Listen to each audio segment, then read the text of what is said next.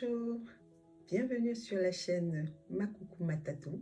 Je suis Christelle Diantou, chef d'entreprise, mère, passionnée de sciences ancestrales, élève de niveau 4 à l'école initiatique Kimuntu, école initiatique d'élévation de conscience.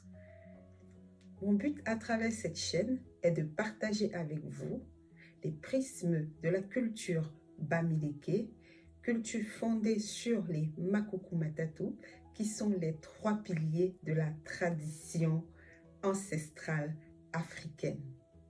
Aujourd'hui, je vais vous introduire le plan Nzinga.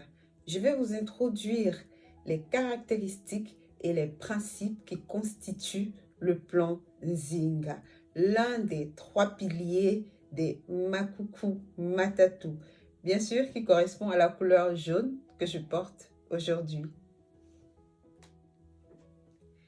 Les Makuku Matatou nous font comprendre que la société est organisée à partir de 3 plans. Les 3 plans qui sont spirituels, politiques, scientifiques et matière. Ce qui veut dire que, d'après la tradition ancestrale, tout ce qui anime, régit, structure l'être humain vient forcément d'un plan. Un de ces 3 plans.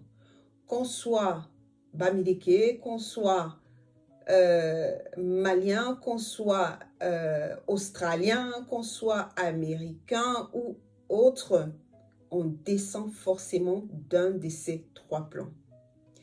Il y a des principes caractéristiques qui permettent de savoir en principe de quel plan on vient et quelle est la mission principale qu'on doit incarner sur Terre. Qu'est-ce qu'on est venu apporter sur Mama Ntoto. Donc, à travers cette première capsule, je vais vous parler des leaders du plan Nzinga. Car, effectivement, tous les leaders descendent du plan Nzinga. Tout ce qui tourne autour des responsabilités, c'est-à-dire chef d'entreprise, roi, reine, pharaon, élite, ambassadeur, maître spirituel, en gros, le leadership. Ce leadership ne se donne pas, ça ne se force pas. On ne devient pas leader du jour au lendemain. C'est impossible. On est leader parce qu'on descend d'un plan. On incarne une réalité. Chaque plan incarne une réalité. Le plan Nzinga incarne la réalité du leadership. Les caractéristiques du leadership. C'est celui-là qui va gérer, c'est celui-là qui va gouverner, c'est celui-là qui va structurer, c'est celui-là qui va mener, c'est celui-là qui va protéger, c'est celui-là qui va harmoniser l'équilibre d'un peuple, d'une société, d'un pays, d'une communauté, voire d'un groupe.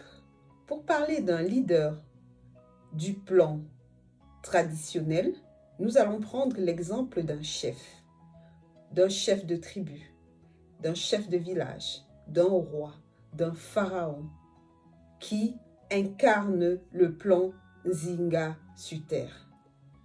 Garant de la connaissance et des mystères du cachet, le Nzinga est ce réceptacle du divin qui va, à partir d'un principe sociétal pyramidal qui se subdivise en sociétés secrètes, qui assure la loi et la justice. Il veille à développer une économie communautaire qui assure une croissance et une stabilité financière à sa communauté. Humble, soucieux du bien-être de sa communauté, le Nzinga, de par sa bienveillance, légitimise son pouvoir, légitimise son autorité par ses décisions basées sur les piliers de la tradition.